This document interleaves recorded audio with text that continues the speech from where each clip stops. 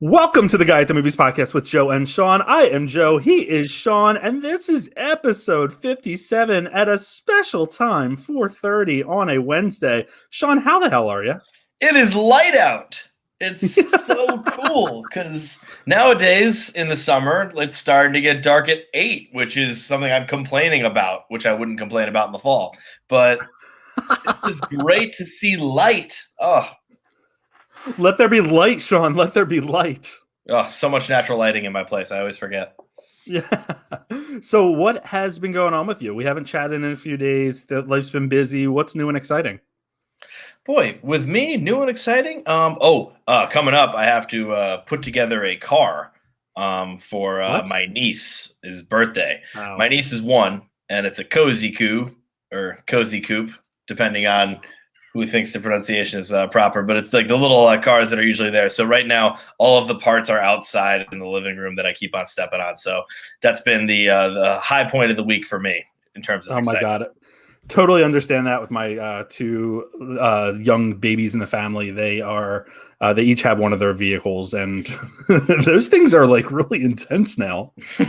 I feel like when I was younger and like we're similar age, like we had like those Yamaha ones or whatever that were just like giant slabs of plastic put on top of like a motor, and they called it a day. And these are like, you got to make sure you put the Mercedes symbol right. For me, I never got the ones that were like operated by the battery. I thought those were, those looked like the coolest things. And I was just old enough for those that I would like kind of steal like the little kid from across the street. And I would like, just like be like, this is radical. And he never appreciated it like I did. So, yeah. What were you doing then? Like, did you have like gas operated ones? Were you like 3 years old dumping gas into your... I just had ones that like I relied on pedals and stuff. Like, just all understood. Just we're relying on technology of humanity. And I'm like Flintstoning it. Oh god. Yes. Anyway, I'm giving my niece a Flintstones type car. Perfect. Love it. Exactly. She's going to earn the ability to move, but also it's got eyes, which I don't like. I'd rather have the headlights. I don't think mine had eyes when I was growing up. Like, interesting. It don't bother me. Yeah. I think Disney got to the cozy coupe Fisher Price people and put eyes on the cars for Cars 4. Surprised they don't own them yet. You know how that goes. We have a lot to get to today. We're going to start off with a conversation around 2 of the new releases that we both watched. The first being Old. So I'll start off here. Old was a movie that I was looking forward to because I do enjoy M. Night Shyamalan movies. I think he gets a bad rap a lot of times for some of what I consider to be his better movies. So, of course, The Sixth Sense is probably the top, but it's one of those movies that once the twist is revealed, you can't really watch it again. Or you can, and it's actually kind of interesting to see all the hints that you may have missed. The other 2 that I really enjoy are The Village and Signs. Village, I really think, is a smart movie. Signs, I just thought was a well put together movie. And I think I mentioned this before, but I was looking at Delaware Valley College as a backup at the time, and that's where they filmed Signs. They had like one of the houses on the campus that was for that. So I was always like, oh yeah, I'm going to go where Signs went, and whatever. So Old is an interesting film because it is very contained to mainly a beach. And we're focused on a few couples and a main family where the gist of it here, and this is going to get into some spoiler territory, but for some reason, everyone on the island, I keep saying island, like Lost. I mean, it's basically an island. Yeah. It's kind of an island. Yeah. Everyone on the beach is aging rapidly. And we're talking about by the end of the day, they're old people if they were young, and people end up dying. They're trying to figure out what's going on, trying to figure out how to get away. And that is essentially it. We do get an explanation somewhat as to what's happening at the end in terms of why these people were shown the beach and taken to the beach. And we can get into that a little bit. But my overall take on the film was I just really did not enjoy it. I thought that the writing was very pedestrian. I thought that the acting was leaving a little bit more to be desired. And overall, it just did not hook me the way that some of his others did. But I know you had a different take on this. A little bit. I mean, I think we gave sort of the same level of grade, but I really did desperately want to love this movie, and because I almost gave it a C, I gave it a D. It didn't really deserve like the average rating, but I felt like there was so many beautiful moments in this story wise that just did not connect because I didn't really care too much about the characters.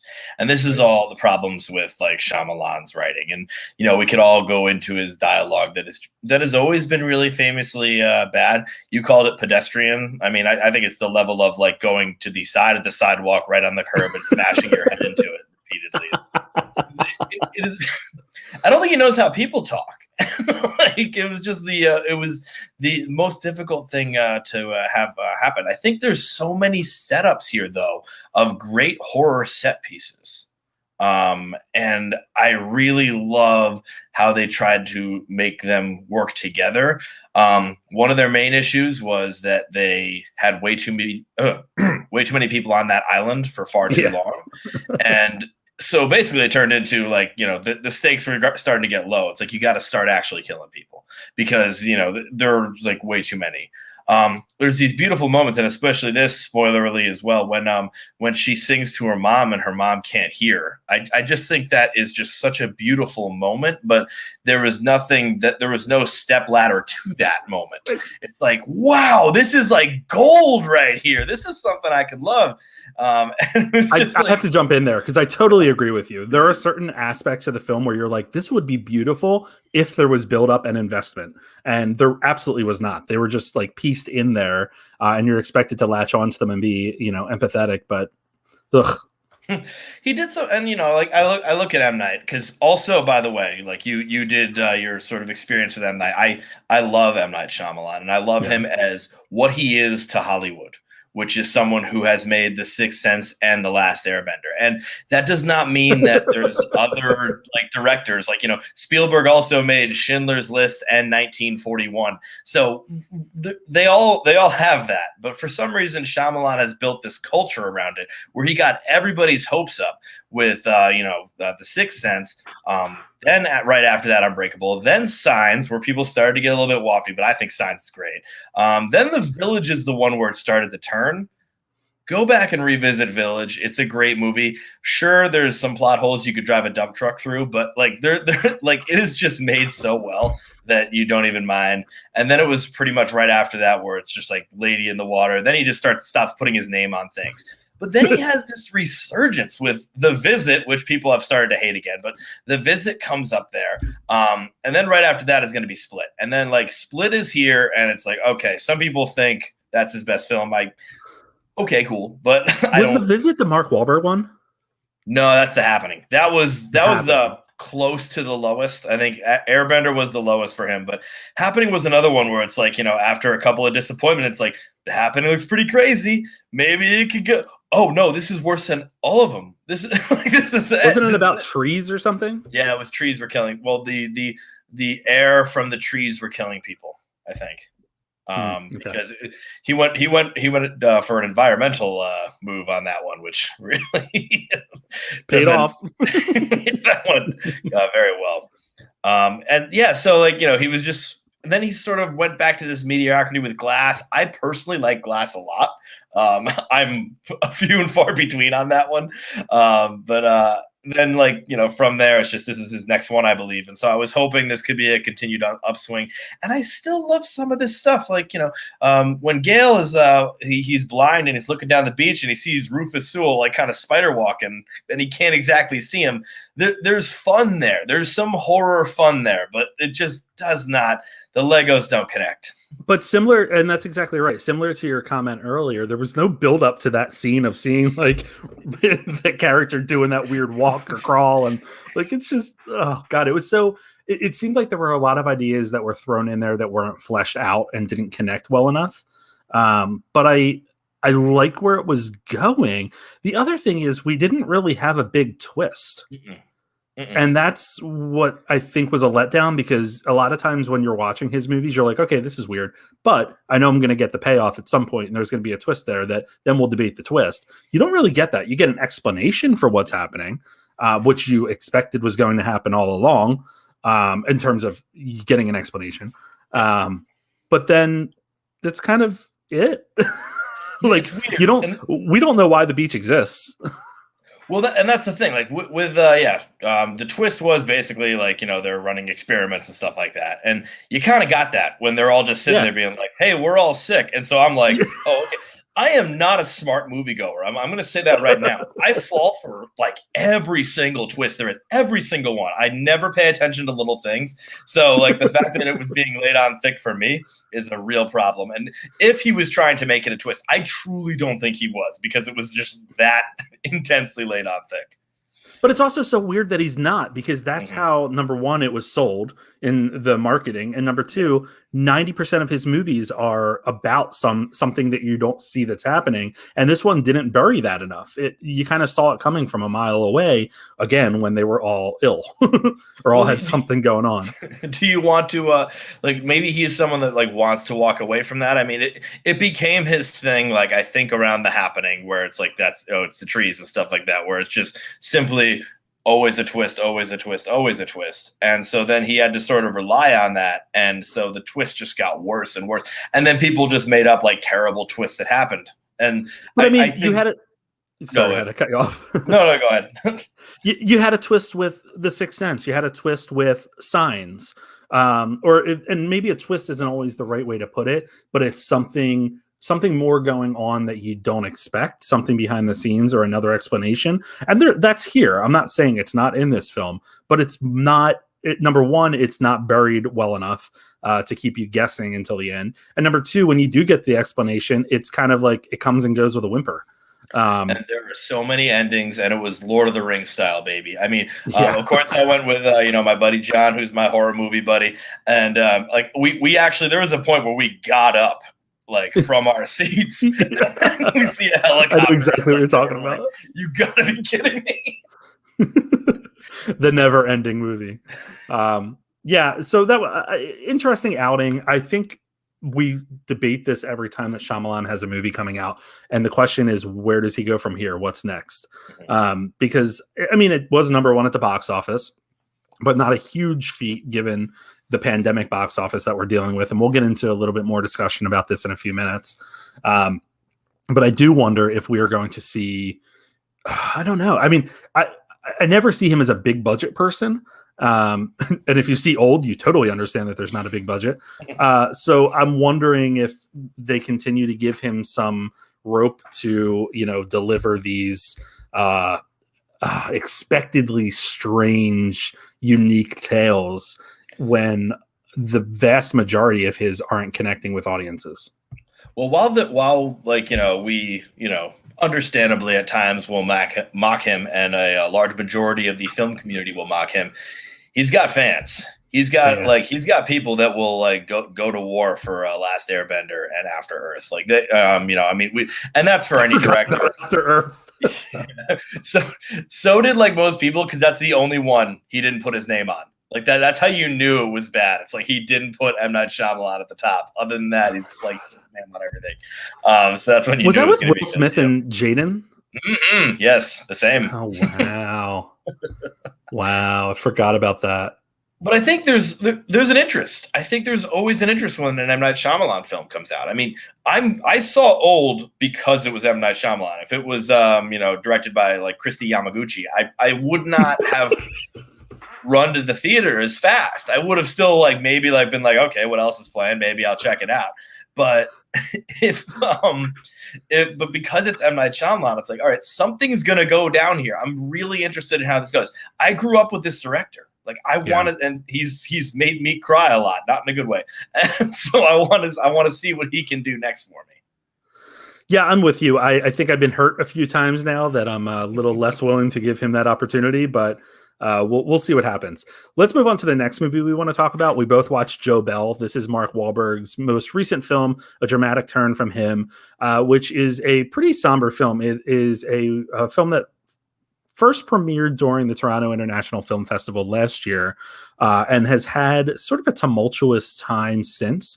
It didn't get the best response, and I believe it was reworked a little bit, but the summary of the film is that after his son Jaden commits suicide after being continuously bullied for being gay. Joe Bell, who is played by Wahlberg, walks from Oregon to New York City to spread a message of anti-bullying in tribute to his late son.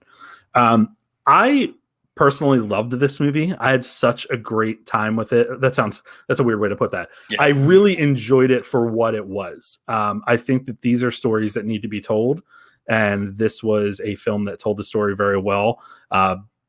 On the backs of Mark Wahlberg and Reid Miller, who both, I think, did a phenomenal job. Reid Miller as the late son, but when you see the film, you'll see that he's in it more than you expect.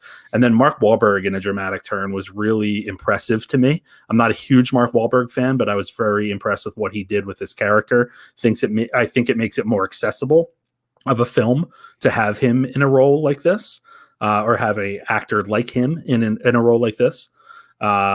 And yeah, overall, I really enjoyed it. It has two great supporting performances by Connie Britton, who I love Connie Britton, as well as Gary Sinise, who pops into the movie for a good 10 minutes near the end, but just has a really heartfelt, raw conversation with Mark Wahlberg's character. This is based on a true story. It was written by the Brokeback Mountain writers, and it's a very moving film. One thing that I know we'll talk about, because you and I texted about this a little bit, is a lot of people are a little upset with some of the developments in the film. But once again, this is a film that is based on a true story. So, we have to remember when we're being critics, when we're, evaluating movies, that not every film is catered towards our wants and desires for a tight bow of an ending or anything satisfying. But this is a film that I think is really well done, accomplishes what it sets out to do, and is one that a lot of people should see. Joe was commenting on, I texted him when I got out of the movie and said that ending fucking sucked. No, not just you. I mean, I've seen it everywhere where they're like, it took some weird turns. I'm gonna address that. And in a moment, I still have the issues. I think I know how to solve that problem, but I just want to talk about how, I don't want to say dead wrong I was about this movie, but I was one of the many that probably mocked it before even seeing it, because it's about Mark Wahlberg walking across the country talking about anti-bullying, which is just on its head already the funniest thing I can imagine. But I have to say, I give major props to Wahlberg on this one. This is, I think, I went through it. This is his best performance, I think, without a doubt. I wish he just didn't even try his accent, because his accent was great, but that puppy came in and out. I think that was that thing disappeared, and I heard good old fashioned Wahlberg, and I think that's fine, because he emitted the emotion properly, and it was really just showed the love of it. The other one, who I'm going to say it right, because I keep on saying Reid Scott because he's on Veep, and that's a very different way to go down. So Reid Miller, a very different actor too. Very different.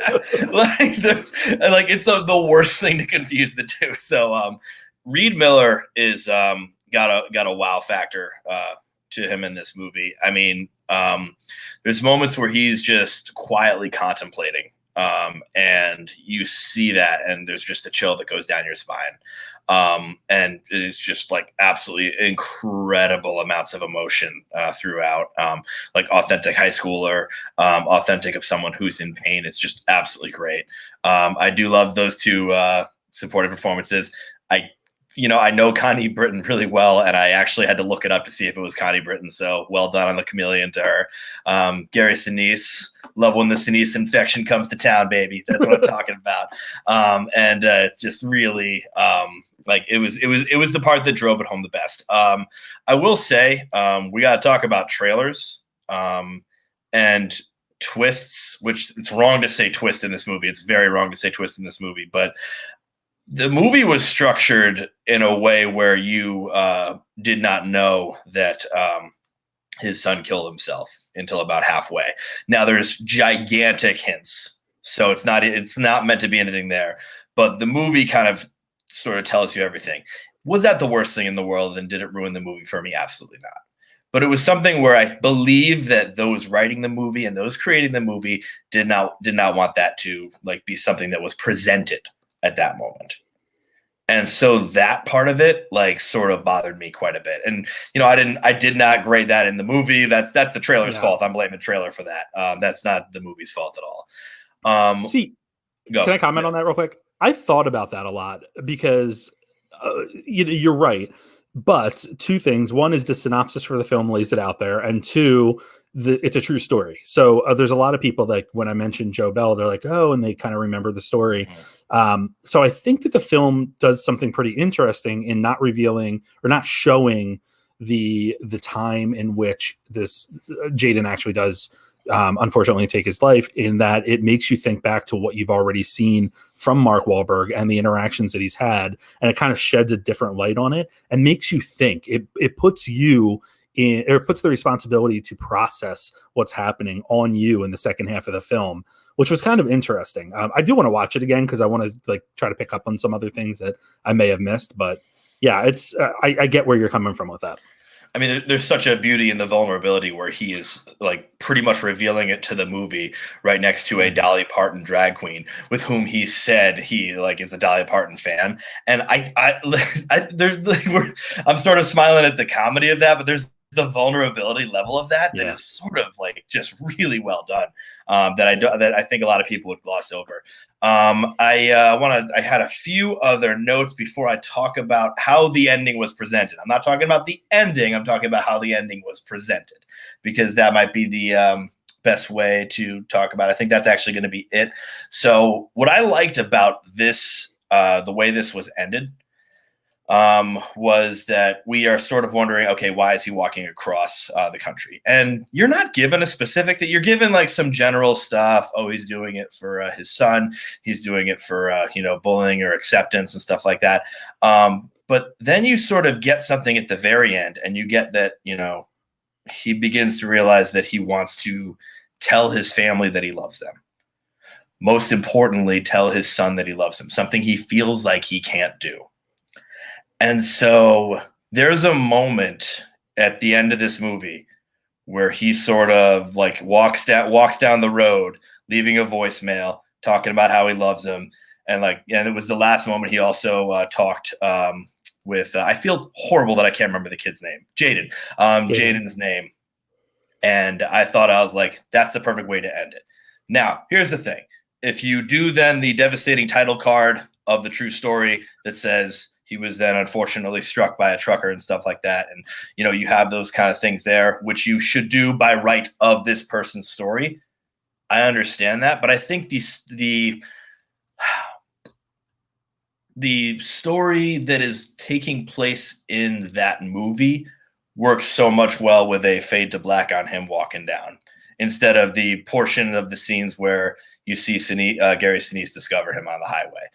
Once again, though, you are like totally right, and this is a literal true story, and I should not be saying like, "Hey, wait a minute, just change that." But I feel like that's when you put the title card in my opinion, and you have the story go that way.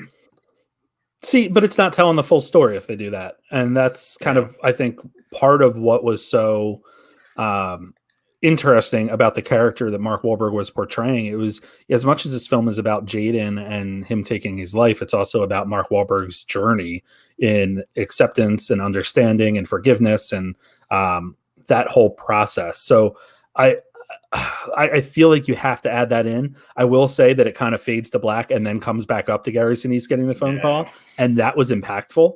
I feel like it kind of like, what's that? That got me. Yeah, that was very impactful. It makes you drop your guard, and then you're like, oh, wait, what is this? Oh, my God, what? So I'm with you. I'm not disregarding what you're saying, because I totally agree with you and understand that perspective. I do think it's a much better movie than people were giving it credit for ahead of time. And I do hope that people take the time to go see it because it is a very well done movie. There are two parts of the movie that I just want to highlight. One is when Jaden is bullied by kids in the locker room, and he is with his parents sitting in the principal's office afterwards. And he makes a comment about, you don't understand how much courage it took to even basically report this or ask for help. And then the people that are supposed to help or have the power to can't be bothered to. And that was that was a gut punch, and that was a really interesting moment, I think, for anyone watching to think about like what our responsibility or what our power is, whether it's as a bystander or in official roles at work or whatever it may be, to step forward and make an impact. But the other one is maybe halfway through the movie, I don't quite recall, and it's in the trailer a little bit, but it's fleshed out more in the movie, obviously. Mark Wahlberg's at a bar, and two guys walk in, see a pride parade on TV, and say something about like, get those queens off the TV, blah, blah, blah, blah. At this point, Jaden has already died, and Mark Wahlberg's character walks up and places a card that explains sort of what he's doing on the table and then leaves.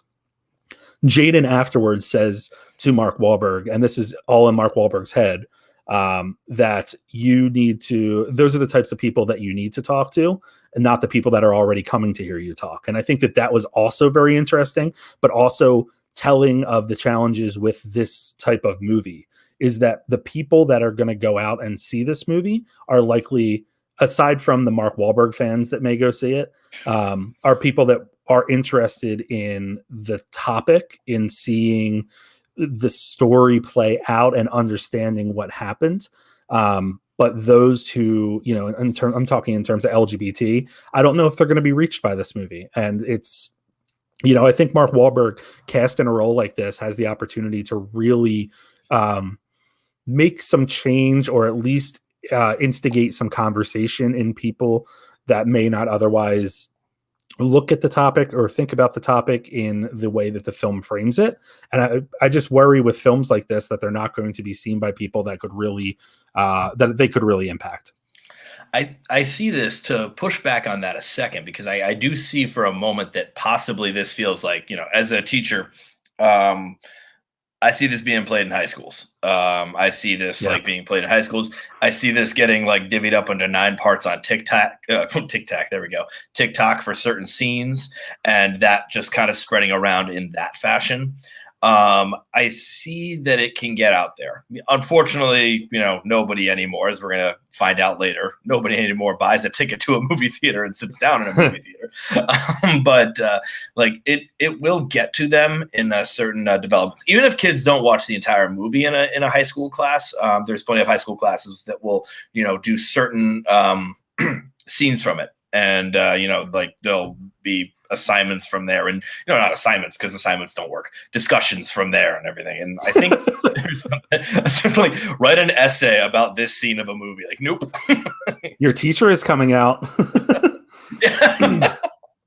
That kind of sounded weird. Your inner teacher is coming. You know what I mean. Anyway, yeah, go check out that movie. It was a very solid movie. Really, I'm just happy that it was. All right, let's move on a little bit. If we can, let's get through these a little bit quicker with what we've been watching. Definitely. Just 2 I'll touch on. Both are up. One came out already. Yeah, one came out already. No, that's a lie. Both come out this Friday.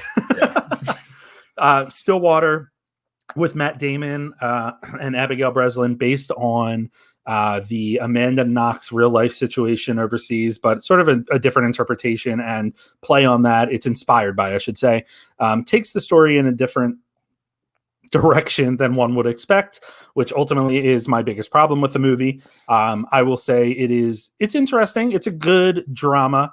Matt Damon's performance is phenomenal. But I was a little let down by it. So we can talk more about that after it comes out and after more people have seen it. The other one is Jungle Cruise. Jungle Cruise was a whole lot of fun. The Rock and Emily Blunt have off the charts. Jesus, I just lost my my vocabulary in my head. so blown away by The Rock and Emily. Yeah, they're just incredible together. Chemistry is the word I was looking for. It's a lot of fun. I will say a couple things about it. One is that this is The Mummy meets Raiders of the Lost Ark meets Pirates of the Caribbean. You get the feel of all 3 movies within this. It is just as Pirates of the Caribbean was in terms of taking a ride and putting some mythology around it, and doing so pretty well. I was impressed with it. I do see this as the start of a potential franchise. I think that the chemistry is incredible between these two. I think that they could go a similar route with, you know, an Indiana Jones type of direction in terms of Emily Blunt as sort of the Indiana Jones character. She was just really good at it. It was a lot of fun. Definitely check that movie out. One positive, I was worried about putting this out there, but then saw that another website that we both read had it up there as the headline. So I'm ready to talk about it. Disney finally broke through the, you know, we're going to put a gay character in the background thing. One of the characters does come out as gay in the movie, is handled very well. I thought it was very well done. I did talk to other critics at another screening last night that were saying, oh, I don't know. It seemed like it was just thrown in there and it was kind of awkward how it was done. And I made the point of saying, like, I didn't think that, but even if it was, props to Disney for even going that direction. I'm very happy they did. Again, I think that having The Rock in the conversation within the movie, when you see it, you'll understand what I'm talking about. I think that makes a difference. And I'm all about that visibility and sharing all that. So really, really enjoyed it. I mean, the visual effects leave more to be desired. It is a very visual effects CGI heavy movie. But it's a lot of fun. Disney does what Disney does well. So definitely check that out when it comes out on Friday. I think it's going to do really well. I think that'll be the leader in the box office, I bet, if we were doing your box office stuff like Jungle Cruise. Probably. I don't think I had as much fun. I'm gonna get Snake Eyes out of the way first. I mean, you know, I didn't really expect too much from this one, as I found out that it existed a couple of weeks ago. That can't be a good sign. I'm pretty much just here for Henry Golding. And when he disappoints me, it's like, okay, so now we got all the certain problems. His American accent, showed up with the American accent, and then he had this really cool, super move where he went into a British accent, and then he went back into an American accent, and it was this cool move he did. And his accent consistency sucked. Apparently that was the theme of me watching movies. But there was no basis in this with the people involved. The land they had to protect, or the temple they had to protect, I didn't care about. The characters that were protecting it, I didn't care about. I was just like, is this how you're starting this? Samara Weaving is in 13 seconds of this movie, and she's pretty awesome. Yeah, dude. She's opening up the American part of the G.I. Joe, even though he's got a goddamn American accent. Just make him British. Interesting. And she's great, so I'll keep watching this franchise if she's in one of the other ones in the I don't know anything about G.I. Joe either, so that was the other part. He's supposed to be bad, Snake Eyes, right? He's kind of. I don't know. How was the third act? See, actually, in this situation, comparatively, they were all bad. So it was kind of like, while I'm watching the third act, I'm like, well, this ain't no bed of cookies, but the rest of it's pretty rough.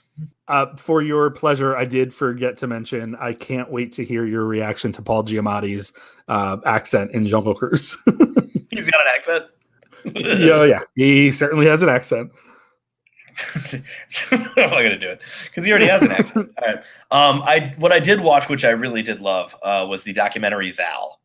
This is a documentary that is based on a ton of found footage from Val Kilmer, from when he literally, from when he was a little kid, but from when he literally started acting at Juilliard, all the way up to basically now. What I didn't know about Val Kilmer is he had throat cancer, and he can't talk anymore except for through a tube, which it's just heartbreaking. And they go into that a little bit, but what they do the most in this, the one thing I could say about this one is that, because I'm not a Val Kilmer head or Val Kilmer stan or whatever. I just think oh yeah, he's been in good movies, I like him, whatever. They show how he, in order to be a great actor, you got to be a celebrity, and you got to be an icon, and you have to do all these iconic roles. But then once you do those, you use any sort of creative liberty whatsoever. And then you are never really there. And your characters become bigger than the art you want to make, or bigger than you, and therefore bigger than the art you want to make. It was kind of wonderful to sort of see that. It's not a new theme. I've definitely heard that before. I've seen that before. But it was really cool to see Val Kilmer doing that. And the guy's very funny. He's such a goofball. Even now, even though like he has a reason to be miserable, he's not. But it's a beautiful doc. I need to check that out. I heard that it's his son that's doing the voiceover and everything. Oh, that was so beautiful! Like that he had his son read the narration and everything, and that was like. And he sounds like him, right? Pretty much. I like when he starts, he does, and then by like around like the middle, I was just like, oh, it's his son talking. But you kind of it works out nice enough, yeah. All right, let's move into the news of the week. We have a bit of news to touch on. Let's start off with a surprising development today. Is that Rotten Tomatoes has shared the thermometer? Oh, please tell me you're going to focus on the actual pronunciation of that bullshit. Tomatometer. Anyway, the scoring for Suicide Squad came out on Rotten Tomatoes this afternoon, and surprisingly, it is at 100%. That doesn't which is wild to me. And before people like you, Sean, shrug off, well, that means nothing to me. That's with over 40 reviews, which is pretty solid. In the past, there have been a number of films where like they've been posted online of saying people or the films themselves or the studios or PR firms have said like it's at 85%, and you go on Rotten Tomatoes, it's like 3 reviews. But this is 43 reviews, and this is similar to, or I guess in line with what I've been hearing from some of our friends that have seen it already. I want to read some of the quotes that they have collected on Rotten Tomatoes. The most fun and least depressing superhero movie in a very long time. How is James Gunn one of the only people that actually seems to know how to make a comic book movie feel like it was built out of a comic book? The best DCEU movie yet. It most directly shakes off the baggage of the DCEU, especially considering that it shares a title and a team with one of its most maligned entries. Here's the edgy, sardonic adventure filled with witty characters and eclectic needle drops that the first Squad was supposed to be. And finally, it makes Deadpool look kind of sweet. This is just exciting. I threw it in here as sort of an FYI that this is what this film is getting. I'm excited. I'm seeing it next Tuesday. I'm very excited. It comes out a week from Friday, August 6th, on HBO Max as well as in theaters. But does this do anything to change your interest level for it, up or down? I mean, I think my interest level was I'm seeing this movie without a doubt. Right. Does it do anything for my perception? I mean, it doesn't. And this is wise, because if it was more negative, that's what would have shocked me. If it came out as like 43%, I'd be like, oh, something's up. What's going on there? But like a 100% Suicide Squad James Gunn movie is like, just like, that's par for the course. That's normal. That should be happening. I'm happy for it. Don't get me wrong. But like if it doesn't really, like, there's no huge excitement from that. I agree. Yeah. I'm excited to see it. Oh God! I think reading some of the background stuff where James Gunn was given sort of like the keys to the kingdom with these characters, and they were like, pick whatever characters you want to include, kill whoever you want, and he's like, okay. And just seeing what James Gunn did with the first Guardians of the Galaxy, I do think this will be a lot of fun. So I'm excited to see it. It's nice that we're about to get another big superhero blockbuster hot on the heels of Black Widow. So that'll be fun to see. In terms of blockbusters that we've gotten recently, though, last weekend was a big weekend for movies to be released, especially when it comes to Old and Snake Eyes. Both of them did not open very well. Old opened with 16.5 million, and Snake Eyes opened with 13.35 million. The question is, why was the box office so low this past weekend? There have been a lot of theories that were thrown out there. One is that the Olympics are going on right now, which I don't think anyone really cares about. I mean, and that's not to shit on the Olympics and take away from the people that are there, but these Olympics should not be happening right now. Shit on them, baby. Yeah, they should not be happening. Tokyo itself doesn't want to be doing them right now, but they would be fined by the IOC so quickly and so heftily that they sort of had to go through it. The other question was the rising fears and concern around the Delta variant of COVID-19. I think that this could play into it a little bit more. I do think that people are starting to be a little bit more wary. I have seen more mask wearing as I've gone out in the past week or so, which I'm happy to see because I've continued to wear my mask. But one of the other things to remember here is that both of these movies did not receive great cinema scores and do not have a lot of great word of mouth, as Sean and I discussed with Old, and as Sean discussed with Snake Eyes. Cinema scores of C+ for Old and B- for Snake Eyes. So a lot of questions about why the box office was sort of crappy here. One of the other things that I'll just bring up real quick, Sean, before getting your take on this, is I think we also have to remember that this was a week that we did have a significant number of releases. While these two were the blockbusters, we also had, as we talked about, Joe Bell. And then we also had Netflix with The Last Letter from Your Lover. I was about to say we also had Hotel Transylvania, Transformania, but that got pushed back, I think. And apparently I didn't get that memo, so that's happening. But what do you think about this? It was a disappointing weekend, but what do you take as the reasoning for it?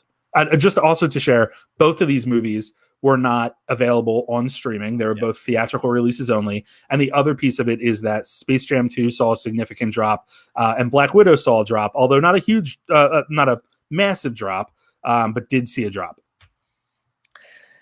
Yeah, this is tricky of why this is happening. I mean, all of your theories are quite correct. I mean, mediocre films, like, people aren't going to pack in to see an M. Night Shyamalan movie. They're just not going to pack in. So that's not going to be working as much. When, in terms of Snake Eyes, that's one to get the kids involved in, because the G.I. Joe dolls will have the Snake Eye doll and stuff like that. Or, excuse me, action figure. But like, truly, I wasn't kidding when I said I heard about this film 3 or 4 weeks ago. I truly did. The trailer came out, I think, 2 or 3 weeks ago. I was about to say we do this for a living. We literally don't. We do this for a living, though. And I don't remember us talking about a Henry Goulding Snake Eyes unless it was like made like 8 years ago. Which I don't know if I had said it here, but I had tweeted it out for sure. A while back, I was like, Snake Eyes comes out in less than a month, and we have yet to see a trailer for it. So, I mean, between those two, which were the big guys, unfortunately, something like we talked about, Joe Bell, in a non-pandemic time or whatever would be happening, would be one that would, collect a sizable amount as a third place or something like that, but would not be as huge. It's just, this was not like there were no large projects here or notable projects here. I have not met anyone that's watching the Olympics, so I don't know if that could be a part of it.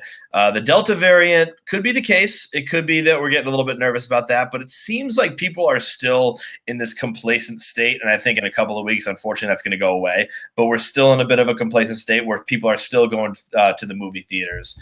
My idea of this is this or that. That this is the part of the summer where people are going to start going on their vacations. Yeah. And this is going to be where the Cape houses start going for a week, and then we're going for a week, and then we're going for a week. This is the moment where this is why August, like, no movies come out in August. Like, that's exactly why, is because of that same problem. Because these are the vacation weeks that happen. So I think that might be the beginning of that. And that is all I can think of there, until I also think of just, it's a pandemic where people have been watching movies at home. Granted, these were not home releases at all, but people are watching other movies at home. They're like, let's just do that instead of go to the theater. Why do we bother going to the theater right now? We lived without the theater for 18 months. And also, we never went before that anyway, because people stopped going to the theater all the time. This is where I get my gloom and doom about the theater, which is, just always gets rough for me. But that's what it might be. I mean, I'm like, let's watch what Suicide Squad does. Truly. Like, that's going to be I was just going to say that. Like, that will be the most interesting thing, because, hey, everyone said, the Heights sucked because of the low volume of things. They won't say that about Suicide Squad. They won't say it about it. They'll be like, it was because of the blah, blah, blah. What is that voice? That's my I don't want to say comic book bro, because then that gets derivative, but it's just like, In the Heights was terrible because of musicals. Last night, someone said they didn't like In the Heights, and I was like, excuse you, let's have a conversation while we're sitting here waiting for the Green Knight. Did you manage to sway him? We didn't really get into a debate about it. So you didn't He had manage really to. good point. He said that he didn't like. He's an older guy, and he said he didn't like Hamilton. And he knew he wasn't going to like In the Heights. He actually didn't review it because he was like, I know I'm coming from a jaded place with it. And I was like, well, that's good awareness. I wish a lot of other people, including myself, would have that from time to time. Can we have him on the show and have a debate about it and call it In the Green Knights? So Leslie Grace has been cast as Batgirl a week after we discussed with Chris from Filmstock the number of individuals that were actually screen testing for it. As a reminder, this is the film that will be going to HBO Max, and the Bad Boys for Life directors Adil El Arbi and Bilal Falal will be directing it from a script written by Christina Hodson. I am pumped about this Leslie Grace casting. I think she'll be really good in it. She's already been getting a lot of shit for her hair, which is really frustrating. She is a person of color, and it's unfortunately typical of the comic book fandom. She can change it. She can change the hair, man. It's ridiculous. It's gonna be fine. And also, like, it's okay if your comic book drawn character translates to the screen with a different hairstyle. So, F off. But anyway, we have Leslie Grace, who played Nina in The Heights, taking over this role. My question for you, because we talked about her potential casting last week quite a bit, overall thoughts on her being cast, but then what do you think we're going to get from this Batgirl movie? Are we going to get the typical darker DCEU? Are we going to get a lighter, fun movie? Remember two things. One is that we have the Bad Boys for Life directors involved. That could go either way for me. But the other is that, comic book characters in general all sort of at one time or another have both fun storylines or more, upbeat storylines and darker storylines. So I just wanted to get your thought on where you think this could be going when it hits HBO Max, presumably in the next couple of years. I mean, yeah, we have those directors for Bad Boys for Life. We have a writer that is from Birds of Prey. And so right off the bat, we have that's a very interesting dichotomy because comedy, drama, action kind of deal. Definitely sort of a comedy action kind of deal. We have Leslie Grace, who was in The Heights, which once again, there's a peppy, lovely moment there, but it's also can have some dark undertones there.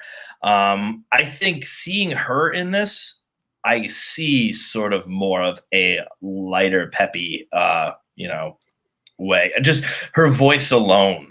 I was just thinking that. Stop it. And yet I think I mentioned this in the last podcast. She had in The Heights, she has those same these conflicts, and I think anyone with a bat in front of them in DC also has conflicts, and there's some sort of issues she may have to quander and stuff, and I think that you balance that pretty well. She balanced it pretty well in The Heights, so I think you have that campy with the occasional villain that provides something that could go pretty rough. This is her second role, by the way, right? Mm-hmm. That's awesome. Yep. Let's do that more, because I think that's just really great. Someone who's relatively unknown. Her first role was in The Heights, which is crazy. But I like this. When we did the list last podcast, it was one that made a lot of sense, and then I added 12 more that I didn't know what I was talking about. That's so weird. You have a list? That's crazy. I have no idea. I'm right there with you. I think this is an exciting casting. I do think hopefully it is a little more upbeat, but I do love deep character breakdowns as well. So go for it, DC. One hope that I have is that they don't treat this as a side project and it is incorporated into the larger DCEU. I'm sure it sounds like it will be. I just think back to, and I know we're past these days, but Catwoman days and stuff like that, when we had just these standalone, we're like, oh yeah, we're finally going to have a female fronted superhero movie. And it was just a side debacle. They just didn't even read a comic book. And this is coming from a guy that's never read a comic book. And even I was just like, none of that seems right.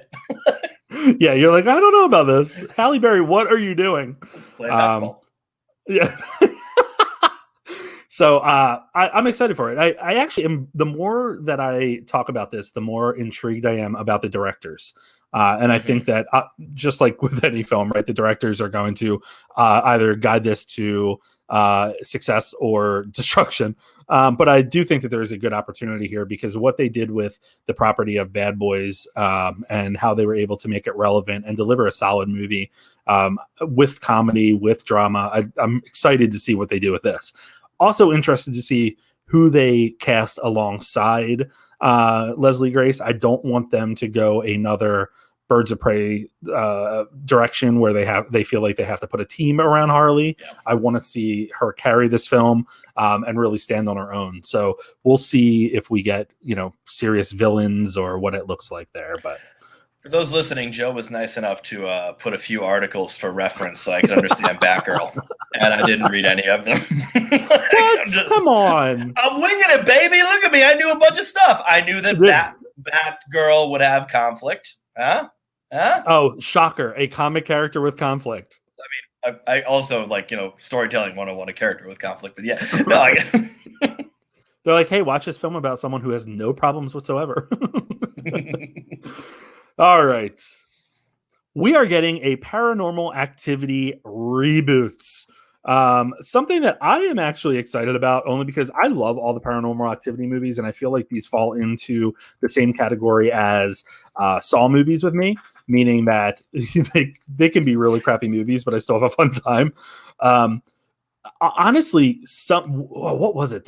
The spin-off of Paranormal Activity that they came out with, I really enjoyed, and I was surprised by that. So I'm excited to see where they go, but the story that we're talking about this week is that we found out that the Paranormal Activity reboot has already been shot, which, surprise. And Jason Blum, when talking about this recently to Collider, described this as a reboot because he thought the series was tired, and he told the writers and everything that they needed to find a way to reinvigorate it because the people that had followed the series from the beginning are no longer the ones that they are marketing towards, and the people that will go see it today were toddlers when the first one came out. So that's kind of funny. Underwater's Will Eubank, who directed Underwater, he directed this film, and it's from Happy Death Day's Christopher Landon, which I think is a good sign. The other big news here is that it's expected to hit at some point this year. I would be willing to bet October at some point. But yeah, Paranormal Activity here. I don't know why that's so hard for me to say. Paranormal Activity. That was even better. Yeah. Your thoughts?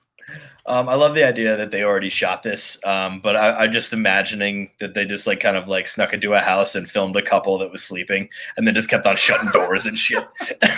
Just he's holding up a reel. He's like, "We got our film," which I think is illegal. But then they'll go watch the movie and they'll just be like, "Son of a bitch!" But we didn't get paid. Didn't get a stitch. I'm on the fence about this. I've actually never seen a Paranormal Activity movie, not out of protest or anything. Just I'm always a scaredy pants, and I guess if they've got it shot and they're ready to go, let it boogie. This is one of those. Every podcast there's one of these that we have where I'm like, we definitely talked about this a couple of weeks ago or a couple of months ago. I'm certain we talked about Paranormal Activity and there was some sort of reboot happening somewhere. There had to have been. But who knows? Yeah, we talked about this. There wasn't much behind it. I think what's fascinating with these, and we talk about this with horror a lot, is that some films in the horror genre are cheaper to film. Mm-hmm. These movies are made for dirt cheap, and they make a ton of money at the box office. So that's why they keep pumping these out. Saw is another one. I mean, especially when they had the Saw movies that didn't have stars like Chris Rock and Samuel L. Jackson in them. They were, cheaper movies to make. So especially this, where you're talking about expectedly, or at least I expect it to be, a film similar to the others where it's, in a home or whatnot, scary shit's happening, doors are slamming, windows are popping up, popping open, blowing out, all that stuff. Small cast, all that stuff. It's probably really easy to film, really quick to film, and really cheap to film. So it doesn't surprise me that it's done already. But I don't know how you reboot a found footage film like this, or found footage series.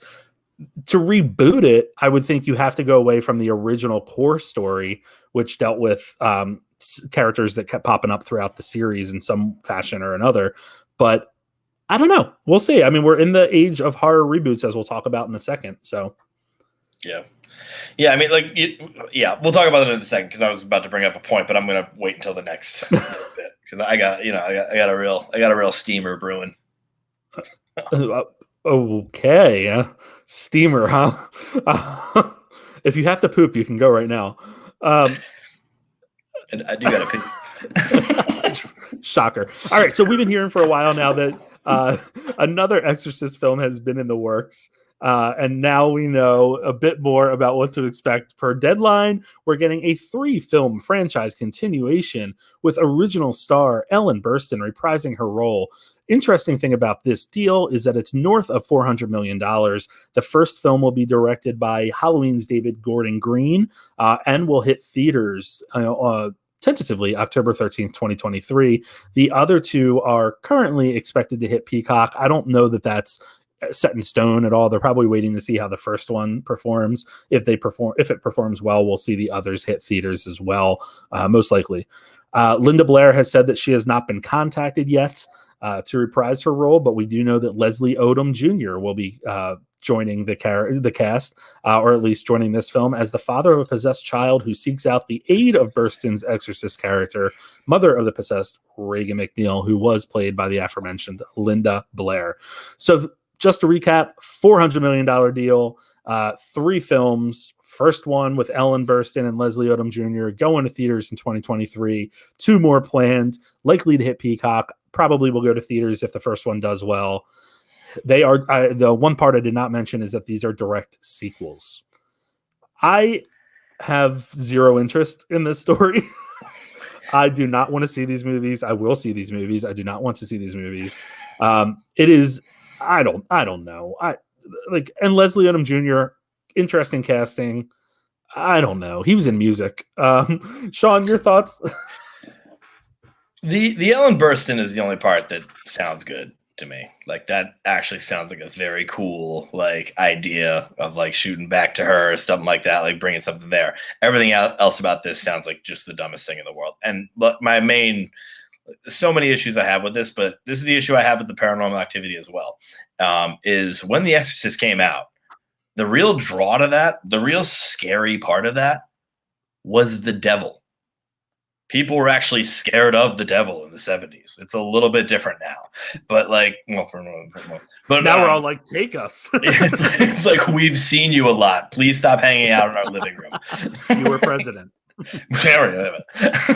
Exactly. No, it is just one of those things where, I think, I remember people genuinely thought that the devil was within the film of The Exorcist. And, kudos to that film for being that scary. But that was their original idea. The studio had just said, you know what? Devil. And now they've been doing that ever since. And it doesn't exactly have the same, gusto. And so the same thing with the Paranormal Activity. It's like, how do you reboot that? How do you boot it to the side? It's like, the devil's in another house, or there's it's actually just a guy kicking around furniture. I don't know what you do, but it's one of those things where that's, it's lost its luster just because of that. And I wish they could just try some other stuff. I get it. The devil's popular, scary, red horns, go for it and stuff like that. But it doesn't fit if that's all you're riding it on. And it seems like that's all they're riding it on. Especially because I think the Conjuring movies have really taken up that mantle and have kind of done the more, they've been the modern telling of devilish possession or demonic possession and stuff like that. So I don't know where they're going to go with this. It's interesting that Linda Blair hasn't been contacted at all. She is pissed at those, but she was just like, my back still hurts. You basically destroyed my career and body. So you guys can all go fuck yourselves. Was never able to be cast in something else. So yeah, exactly. I don't know. We'll see where this goes. It's a huge deal. And to come out of the gate saying 3 movies is going to be, that's putting a lot of pressure on the first one. I do think that having the Halloween director, the one who kind of rebooted Halloween, is a positive thing, but lightning doesn't always strike twice when it comes to cinema. So we'll see what happens there. All right. Oh, go ahead. Sorry. Is that David Gordon Green? I must have missed It a is. lot of this. That is okay. Well, that's something then. But still, yeah, no new ideas. I'm not happy with it. But it's David Gordon Green. Okay, cool. All right. Speaking of directors, our final story today has to do with director Andrew Levitas, who has, I think it was last year or the year before, filmed the movie Minamata, which was going to start, or does start, Johnny Depp.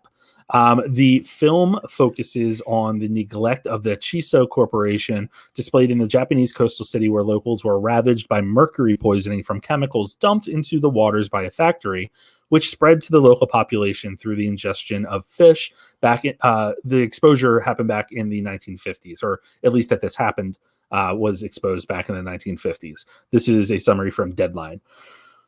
Basically, this film fell from the face of the earth. I remember writing a story for GuyAtTheMovies.com plug back in the day, and was excited for it because this is the type of story I like to see. I like real life stories that kind of talk about, especially ones that happened in the past.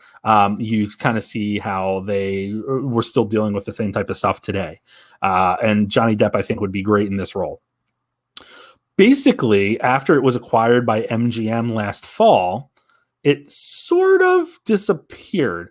It was supposed to come out in February, but just like a lot of other movies that, Sean, we've talked about offline, it didn't really...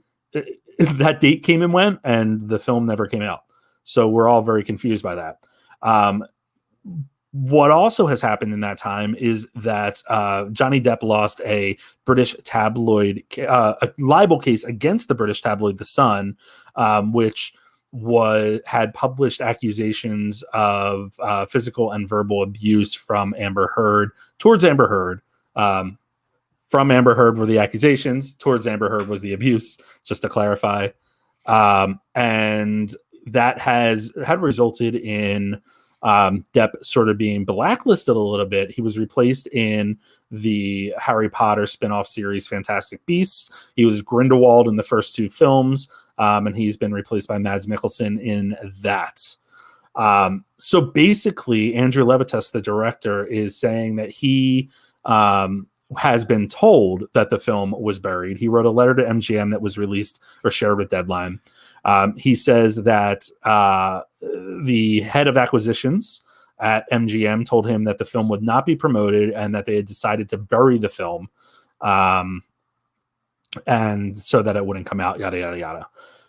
I guess, so there's a lot here. I'm not going to read the entire letter that was shared. The interesting part of the letter, I think, is that the director, Levitas, draws comparison to unethical tactics and unethical steps that corporations take. So the film itself deals with the Chiso Corporation and sort of their lack of ethics in what happened. But he's kind of saying that we're also seeing that with MGM by burying a story that needs to be told. Very, very interesting to me. The question here, and we see a lot of back and forth online about the Amber Heard and Johnny Depp situation. And I don't want to necessarily get into that because that's why we have courts of law and, things are laid bare there and we only see what's released in the media. But number one, do you think that they're burying it? And number two, and then being MGM, and it being the movie. Number two, should it matter to a studio when there's a personal issue or personal trouble with a star? From what I read, which this was actually a fascinating article, and I actually read something which was huge for me. From what I read, it seems like what happened is what happened with a lot of films, where it was, MGM gave it this, I believe it was this American Industries, and they said this was a play to date, basically saying, which as far as I'm concerned, that means that, it goes to theaters. You also can rent it for $20 or for $6 probably. Yep. Same day. On the same day. So if that's what they're calling well, that's not what they're calling burying. There's a little bit more. But if that's what they're calling burying, then no. Then that date of February got moved. So now, since then, they have not found another date. That's the part that gets interesting for me. That's the part where it seems like they are actually, burying it. They're trying not to deal with this. Like, let's just get this out of the way, because, well, and then it gets tricky because now it's like, they could be complete dicks and say, okay, let's put your film right next to Old and Snake Eyes and Stillwater and Space Jam Legacy, and let's see how you do. Like, let's see how it does there. Obviously that would also be a rough time for them. So do I think they're burying it? Probably. Is there a chance that we see this just sort of like come and go on Amazon quickly? No one knows about it, and it's like a $6 thing, and no one knows. And yeah, that's what I think is really happening here. Is that eventually it's going to just be that, which is technically not burying it. We're releasing your film, but it's not at a time that is conducive to getting attention for the film. There's a part that bothers me here where, MGM is like a corporation doing bad, just like when they poisoned mercury and killed a lot of people. I'm like, okay, no. What MGM doing is maybe corrupt and stuff like that, but I think what the company did, Mercury Poisoning Company, was a lot worse. So it's really difficult to compare those two things. That I don't think that was meant to be the case of what they did, but they were closing it on that line, and that got me mad. The last part of this I'll say is, release the film, show it to us. I think it's a great truth to power film. It's a story about corruption. I think it's something that, we would benefit from. I think before all of this, I thought Johnny Depp was a shit actor. I'll still probably think he's a shit actor. I'll just sort of look beyond him the way I look beyond, Shia LaBeouf in Pieces of a Woman. Right. And that's what I was thinking. And it's that exact situation. Yeah, it's the exact sort of situation. It's like there's so much art that was great in that that may not have been seen if it wasn't for them saying like Shia LaBeouf. Keep him out of all of the Johnny Depp. Keep him out of the commercials. I know that gets a little bit tough. Pretty much try to keep him out of the trailers if you're going to make those. This doesn't seem like something that was huge. This isn't like them trying to table Crimes of Grindelwald 3. Granted, that was a whole other thing where they just recast him, but this is an indie sort of movie. This doesn't really seem like something like, you can get it out. It won't cause too many waves. And right now it's causing more waves with them trying to bury it. Yeah, I'm with you there. I struggle with this because I feel like this is a film that likely could be an awards contender, and we would see a studio wanting to get it out there as soon as possible when we've seen a lot of awards contenders already be slated for release. We know what films are coming out in October at this point. So if it's going to get a date, especially with, the type of story it's telling, I would expect that it would have had that already. So I'm a little, I don't know. I don't know where they're going with that. The whole situation with an actor doing, having his own personal troubles, his or her own personal troubles, or their personal troubles, gender neutral, is fascinating to me in terms of the responsibility that a studio feels or takes on in dealing with that and shielding the public from it, A, or themselves from any backlash, B. I think we live in a day and age where you're going to get backlash no matter what you do. And I feel like the film has been made. He acted in the film. He got paid for the film. You need to release the film. It's telling an important story. You're not going to bury this film forever.